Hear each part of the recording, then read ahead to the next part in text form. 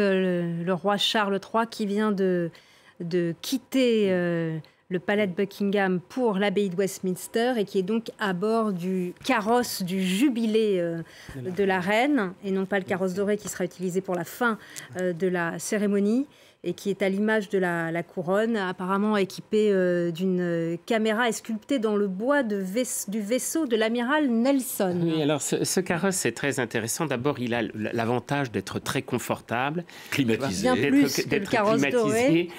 Donc, il doit y avoir du chauffage et avec des vitres qui peuvent s'ouvrir, des vitres électriques. Et il y a en effet, alors j'ai lu dans la presse qu'il y avait cette petite caméra cachée dans la couronne qui permet de suivre l'ensemble de la procession et qui doit permettre, je pense, au souverain, il doit y avoir un petit écran qui lui permet peut-être d'avoir une vue de l'ensemble de la procession.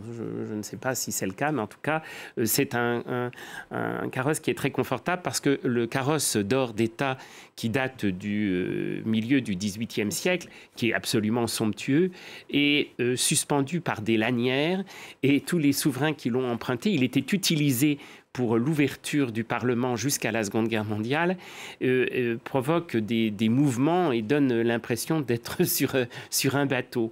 Et je crois d'ailleurs qu'Élisabeth II on avait gardé un mauvais souvenir pour le retour. En fait, il est également en bois. Il y a des feuilles d'or, bien sûr. C'est un objet magnifique. Avec il est en bois, avec une structure donc, qui n'est pas évidemment sur structure hydraulique et qui amortit les mouvements, même si le roi George VI avait fait installer des roues en caoutchouc et plus seulement en métal. Mais il est extrêmement lourd et puisqu'il pèse 4 tonnes, il avance très lentement, celui-ci avance beaucoup plus rapidement. Et puis surtout, enfin on le voit bien, il a une grande stabilité et le monarque circule là confortablement. Il a été offert à la reine pour son jubilé de diamant en 2012, mais je crois qu'il n'est arrivé à Londres qu'en 2014 et elle l'a utilisé depuis 2014 pour toutes les ouvertures au Parlement. Bon, il est très beau. Et on entend la clameur de la foule et on aperçoit la cavalerie domestique, les Household Cavalry, qui sont les troupes d'élite chargé de la sécurité du chef de l'État. Ce qui est très amusant, c'est que ce carrosse se veut un lieu de mémoire, c'est-à-dire qu'il a été fait avec, c'est très écologique d'ailleurs, avec des morceaux de bois et de métal qui viennent de récupération, qui viennent de multiples bâtiments historiques, de châteaux, de cathédrales, d'édifices religieux. Et il y a eu un phénomène de récupération qui était là tout à fait écologique et qui doit tout à fait plaire aux souverains, et pour en faire un carrosse d'État dont on n'a pas l'impression qu'il est neuf, qu'il date de 2012 et qui est inscrit aussi dans l'histoire de la Grande-Bretagne. Et là, donc, le carrosse vient d'emprunter le Mall, cette grande avenue dans le centre de Londres, où sont massés, vous le voyez, énormément de Britanniques et de touristes aussi, il faut bien le dire, beaucoup de touristes français notamment. On fait le déplacement. Et toute cette procession, je m'adresse toujours à vous deux, elle est minutée, elle est complètement organisée, tout est millimétré. Est-ce que cet ordonnancement a une profonde signification ? D'abord, ça renvoie au génie anglais du spectacle et du grandiose, c'est-à-dire que cette monarchie a un talent absolument extraordinaire à déployer l'apparat, le grandiose, le faste, avec une volonté de mettre en spectacle une histoire. C'est-à-dire toute la cérémonie d'aujourd'hui rappelle à quel point l'ancrage historique est fondamental pour la monarchie et lui confère cette image de stabilité et avec une double volonté, d'une part de glorifier la nation, comme vous l'avez rappelé tout à l'heure, le quart de l'humanité a les yeux rivés sur Londres aujourd'hui. Et il est acclamé en ce moment. L'Angleterre n'a plus évidemment son empire colonial dominant le monde, elle reste quand même une très très grande nation. Et puis, il y a cette volonté très forte de rappeler la vocation, la fonction symbolique de la monarchie, qui est d'offrir, d'être à la fois un symbole d'unité nationale. Je crois que c'est cette volonté très consensuelle. Tout à l'heure, lorsqu'ont été arrêtés quelques écologistes extrémistes, j'ai entendu les journalistes qui disaient que ces gens avaient été hués par la foule en disant c'est pas le moment. Là, c'est un moment d'unité, un moment de fête.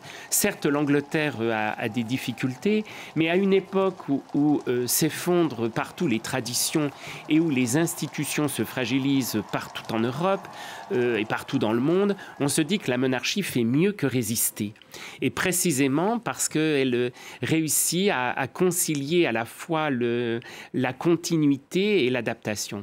Je pense que la monarchie sera morte le jour où la famille royale refusera de s'inscrire dans une temporalité longue, de revendiquer une conscience généalogique et d'assumer d'être un phénomène de survivance.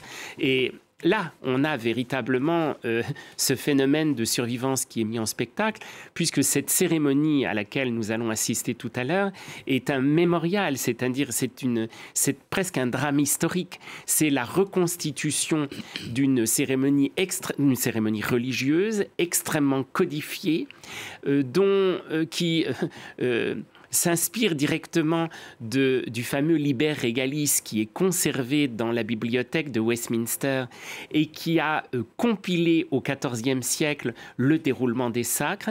Donc c'est ce scénario du sacre du XIVe siècle qui va se dérouler aujourd'hui et qui, je dois dire, puisque nous sommes en France et qu'il y a aussi parmi vos téléspectateurs des Français, un sacre qui va être une reconstitution historique aussi de ce qu'ont été les sacres des rois de France jusqu'au dernier en France, qui est celui de Charles X en 1824. D'ailleurs, on n'a pas à s'étonner qu'il y ait une telle parenté entre le sacre des rois de France et le sacre des rois d'Angleterre. Guillaume le Conquérant venait de Normandie. Les Plantagenets ont été une dynastie d'origine angevine. Et il y a une très forte volonté avec Édouard III de vouloir aussi asseoir la monarchie anglaise, grande rivale de la monarchie française, avec un sacre à Westminster qui n'avait absolument rien à envier à celui de Reims.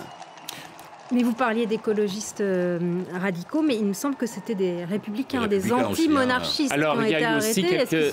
Il y a eu aussi des républicains républicains aujourd'hui ou pas? Oui. De quoi les républicains? Écoutez, c'est difficile à dire. Après, c'est aussi, je pense, quand même un des défis qui attend Charles III, parce que si on regarde les sondages, on est toujours à peu près à 20-25% de la population qui préférerait que le Royaume-Uni soit une république plutôt qu'un royaume. Après, si on regarde plus dans le détail, il y a eu un sondage récent qui montrait que, certes, la monarchie était quand même encore très appréciée par les seniors, c'est-à-dire les plus de 65 ans. Là, on avait un taux d'approbation à hauteur de 80%, ce qui est énorme. En revanche, et ça c'est préoccupant, et c'est un des défis qui attend Charles, chez les 18-24 ans, on tombait à un taux d'approbation de 32%. C'est-à-dire quand même que pour les 2/3 des plus jeunes, des futures générations, et qui arrivent à l'âge adulte aujourd'hui, 2/3 pensent que c'est une institution désuète et qui ne représente pas vraiment le Royaume-Uni d'aujourd'hui. Donc ça, ce sera une des grandes tâches de Charles, d'essayer justement de parler aux jeunes générations et de les convaincre de la légitimité aujourd'hui en 2023 de cette monarchie, puisque c'est l'éternel problème quand même de ces monarchies, et en particulier de la monarchie britannique, c'est quand même le principe de légitimité qui repose sur le seul fait, d'appartenir à une certaine famille, et de naître dans cette famille. Donc voilà, ça c'est quand même quelque chose qui est posé, qui n'est pas majoritaire encore. Mais qui pourrait se développer avec le changement de monarque. Il y a un autre sondage récemment, je crois, qui a été fait par la BBC sur le fait qu'aujourd'hui, alors certes là on voit beaucoup de Britanniques, mais 2/3 des Britanniques ne se disaient pas très intéressés par l'événement. Ce qui est quand même, vous voyez, il y a quand même pour la famille royale des signaux de préoccupation. Hervé Armoric, vous êtes avec nous en direct de Londres. On entend la ferveur pour le roi. Est-ce qu'il est en train de devenir très populaire, le roi Charles ? Il est clair que ceux qui sont ici autour du palais de Buckingham, et on entend les acclamations, ne sont pas des républicains, même si, comme le dit Bruno Darroux, il est absolument évident que le royaume a beaucoup changé depuis le couronnement d'Élisabeth. Les sondages le montrent, l'indiquent, mais ces sondages à répétition, même dans les 10 dernières années, entre 2013 et 2023, s'il y avait, comme le disait Bruno Darroux, pour les 18 à 24 ans, seulement 32% des jeunes aujourd'hui qui se sentent concernés par la monarchie, qui trouvent que c'est ce qu'ils souhaitent. Il y a 10 ans, il y avait 2 fois plus. Il y avait environ 62% de jeunes de cet âge-là. Donc on voit qu'en 10 ans seulement, les choses ont beaucoup changé. Évidemment, pour beaucoup de jeunes ici, la monarchie représente aussi, symbolise richesse, opulence et finalement un manque de démocratie, un manque de présentation de démocratie qui change les choses et ce qui sera effectivement, comme le disait Bruno, un grand défi à l'avenir pour la monarchie et pour la famille royale, même si aujourd'hui, évidemment, c'est le jour de Charles III et entre modernité et tradition, il faut se souvenir que tous ces invités qui sont à l'abbaye de Westminster ont été choisis non pas par Charles III, mais par le gouvernement et que toute cette codification est entre les mains des membres du gouvernement, des ministres et surtout du Premier ministre, qui bien sûr, qu'on entendra tout à l'heure lors de la cérémonie religieuse, et que même cette idée de proposer au sujet de Sa Majesté à travers le Royaume-Uni, à travers le monde, de prêter serment en même temps que les nobles vont prêter serment au sein de l'abbaye de Westminster à genoux, c'est une idée mise en place par le gouvernement, et des proches du roi Charles III estiment que ça n'est pas particulièrement le souhait, ou ce n'est pas particulièrement ce qui représente le caractère de Charles III. Donc c'est le roi effectivement est le chef d'État, mais c'est bien le gouvernement qui gère jusqu'à la liste des invités. Donc tous ceux qui sont ici sous la pluie, parce que depuis 1 heure ou 2 maintenant il pleut vraiment beaucoup, et ça veut dire qu'il y a quand même une ferveur pour l'identité britannique que représente la monarchie ici autour de nous. Tous ces gens qui étaient autour du mâle pour voir passer le carrosse, ils descendent maintenant essayer de voir ce qu'ils peuvent voir, au moins la parade militaire vers l'abbaye de Westminster. Et ils reviendront ici tout à l'heure lorsque le carrosse va remonter. Et ensuite, bien sûr, ça sera le grand moment de la journée, ça sera d'essayer d'apercevoir le roi Charles avec sa couronne, ici derrière moi, au balcon du palais de Buckingham avec sa famille, et de voir quel membre de la famille royale sera là à ce moment-là. Parce que aussi, le défi pour Charles va être de gérer sa famille, de voir si il y aura moins de membres actifs de cette famille à l'avenir. Il y aura bien sûr la question de son frère Andrew, la question de son fils Harry, qui sont des questions que, bien sûr, Charles lui-même et sa famille et le gouvernement, parce que c'est le gouvernement qui décide aussi, vont devoir gérer bientôt. Oui, d'afficher l'unité. Mais d'abord, rappelons que la monarchie n'est pas du tout incompatible avec la démocratie, loin de là, d'autant plus que le souverain anglais n'a que le droit d'être consulté, d'être informé, de conseiller et d'avertir. En plus de ça, Charles succède à une souveraine qui a été un modèle de neutralité constitutionnelle, qui a fait exercer sa fonction avec une dignité et un sens du devoir absolument incroyable, mais qui s'est gardé de donner la moindre interview et de donner ses avis sur la politique. Cette femme était étonnante parce qu'elle a assumé parfaitement son rôle, qui était un rôle qui était celui d'une surexposition et qui en même temps lui imposait le mutisme. Alors, elle était devenue experte à utiliser les signes indirects. Le roi Charles a tout à fait conscience qu'il ne peut pas devenir un roi militant et qu'il est, depuis le début de son règne, il s'est vraiment totalement conformé aux règles constitutionnelles. Maintenant, je crois que si la monarchie est solide... Juste pour en revenir, avant, il lui arrivait de faire des gaffes, de se lâcher. Je pense qu'il fait plus attention. Il va s'imposer un devoir de réserve. Il a moins de liberté, et ça, c'est évident, il en a bien conscience. Et puis, il est quand même arrivé à un âge où peut-être il est plus soucieux de vérifier sa parole avant de l'exprimer. Mais en même temps, je pense qu'il a aussi conscience que rien n'est jamais acquis, que la monarchie anglaise doit en effet être, et d'abord est constamment soumise à la puissance inquisitoriale des médias.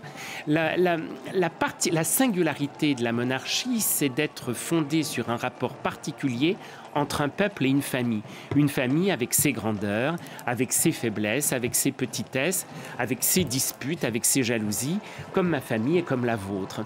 Et le terme d'ailleurs de firme qui désigne la famille royale en termes d'entreprise et d'économie, et qui est une expression qui avait été utilisée pour la première fois par le duc d'York, alors qu'il n'était pas encore George VI, le père de la reine Élisabeth, signale bien que les membres de la famille royale n'ont pas de destin séparé. Ils ont un destin commun, ils n'ont pas de chemin séparé, et comme les membres d'un conseil d'administration, et c'est un métier d'excellence. C'est-à-dire, surtout dans le contexte actuel, étant donné l'inquisition des médias, ils n'ont pas droit à l'erreur. Et ce qui est en train de chèrement payer définitivement le prince Andrew le signale bien. Oui. Bruno. Oui, enfin, on pourra reparler de ça, hein, l'acquisition des médias. La firme utilise aussi les médias. Enfin, ce sont des relations très compliquées entre les médias et la famille royale britannique. Et c'est illustré en ce moment même, d'ailleurs ces jours-ci, par les actions en justice que veut intenter le prince Harry. Mais on aura sans doute l'occasion d'en reparler. Là, Ils ont passé l'Admiralty A. Voilà, et ils sont dans le quartier de Whitehall, qui est le quartier des ministères. Et donc, voilà, avec toujours quand même beaucoup de monde sous la pluie, en effet, dans ce carrosse, donc, alors qu'il y a vraiment donc, modernité et tradition, pour le coup. Et